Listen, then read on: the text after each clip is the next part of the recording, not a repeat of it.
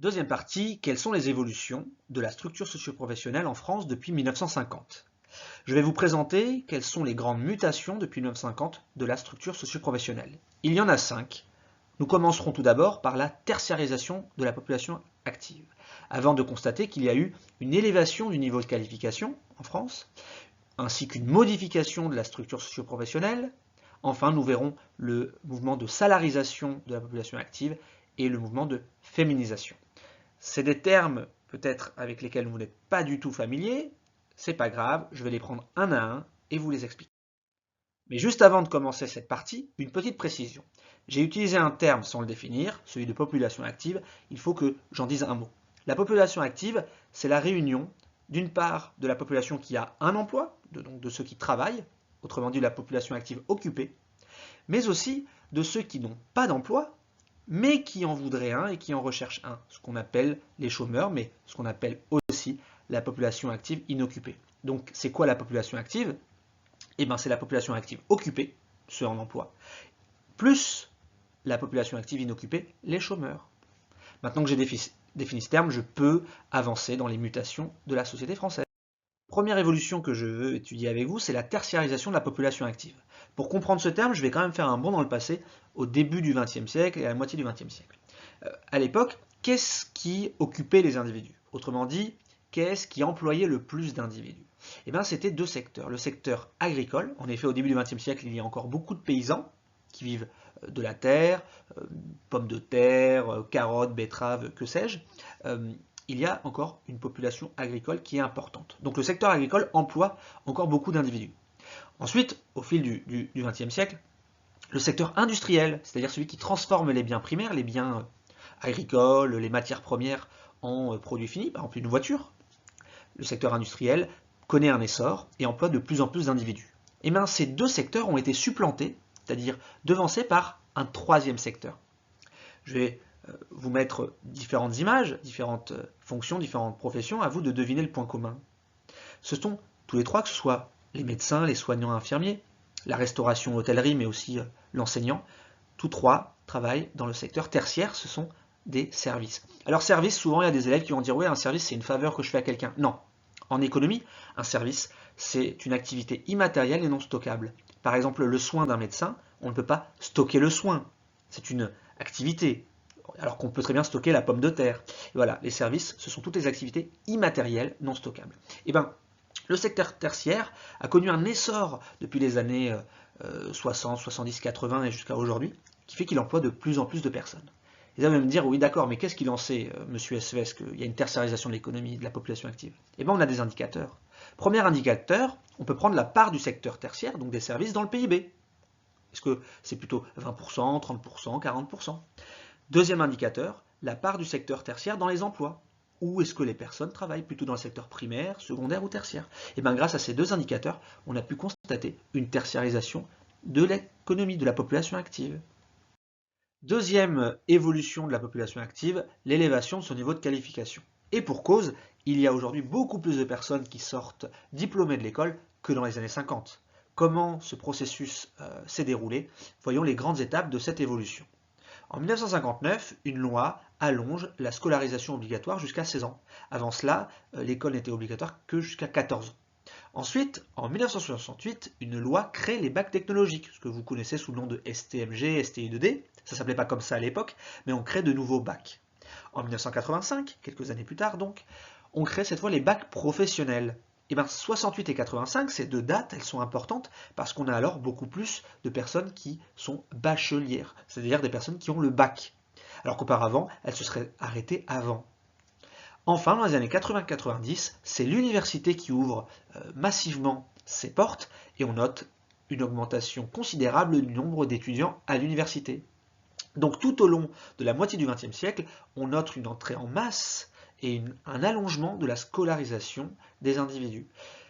Et cela porte un nom, c'est la massification scolaire. Il y a le mot masse qui est à retenir dans massification scolaire, pour montrer vraiment qu'il y a de plus en plus de personnes qui sortent diplômées et dont la durée d'études augmente.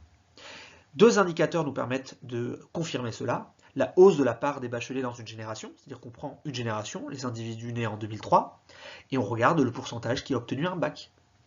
À titre d'exemple, en 2020, 87% d'une génération a obtenu son baccalauréat. Autre indicateur, la diminution de la part des individus sans diplôme. Voilà, cette part est de plus en plus faible. Troisième mutation, c'est la modification de la structure socio-professionnelle. Ce terme barbare de structure socio-professionnelle renvoie en fait à la composition de la population active qui se compose de différentes CSP. Voilà, c'est ça la structure socio-professionnelle, c'est les différentes CSP qui composent la population active. Pour rappel, les CSP, il y en a 6. Il y a les agriculteurs, les artisans, les cadres, les professions intermédiaires, les ouvriers et les employés.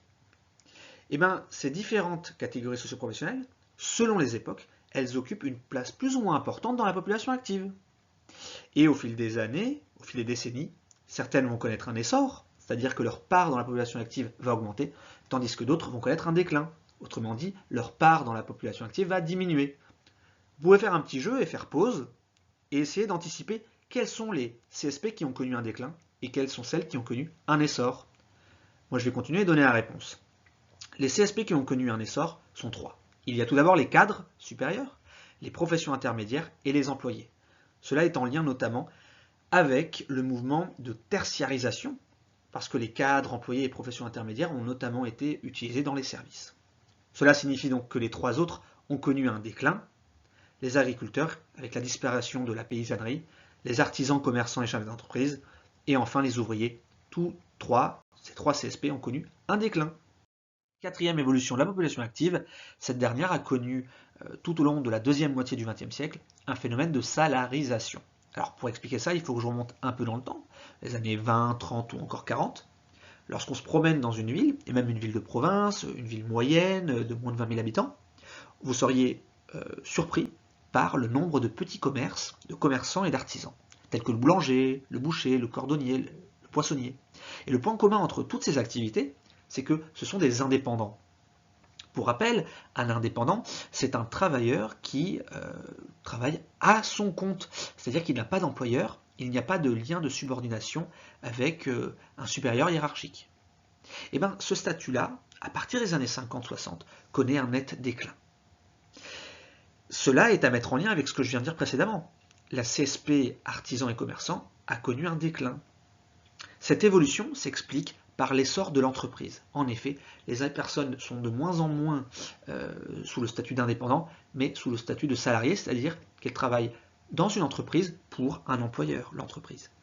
Et sachant cela, vous devinez peut-être que les petits commerces dans les villes, les boucheries, les cordonneries, les poissonneries, les boulangeries, ont aussi été concurrencés par la grande distribution.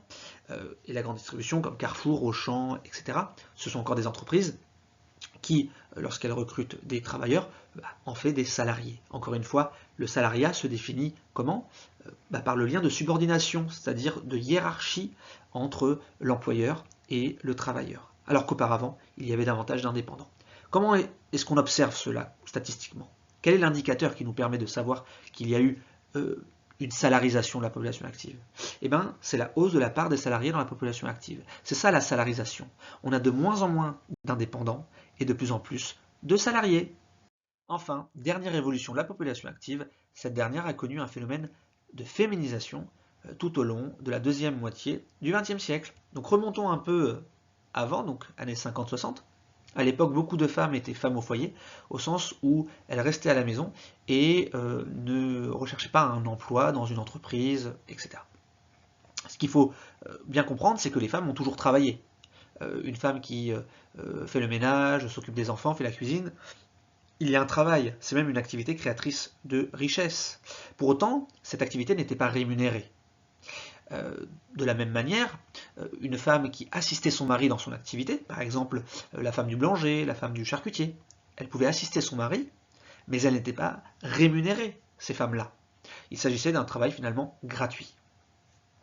Aujourd'hui, les femmes ont intégré en masse le marché du travail et sont rémunérées pour leurs compétences, pour leurs qualifications et pour ce qu'elles apportent à l'entreprise. Donc il y a eu une évolution majeure, moins de femmes au foyer et plus de femmes salariées, et donc dont le travail est rémunéré. Cela permettant d'ailleurs une indépendance financière vis-à-vis des hommes. Qu'est-ce qui nous permet d'affirmer qu'il y a eu cette féminisation de la population active? Encore une fois, des indicateurs. Premier indicateur, le taux d'emploi. Deuxième indicateur, le taux d'activité. Il y a une différence subtile. Le taux d'emploi, en fait, on ramène les femmes qui occupent un emploi, qui travaillent, à l'ensemble des femmes de 15 à 64 ans. Et bien, on remarque que ce taux-là, il augmente. De la même manière, le taux d'activité, qui rapporte les femmes actives à l'ensemble des femmes, et bien, il augmente. Cela montre bien qu'il y a eu une féminisation de la population active. Pour autant, on peut parler d'une féminisation inachevée, puisque les femmes se sont portées plus vers certaines professions, plus vers la CSP employée, dans les métiers de la santé, de l'éducation, et de plus on note des inégalités salariales entre hommes et femmes, du fait de temps partiel et de postes à moindre responsabilité. Donc voilà, dernière évolution, il y a eu une féminisation de la population active, mais cela s'est accompagné et il reste des inégalités entre hommes et femmes.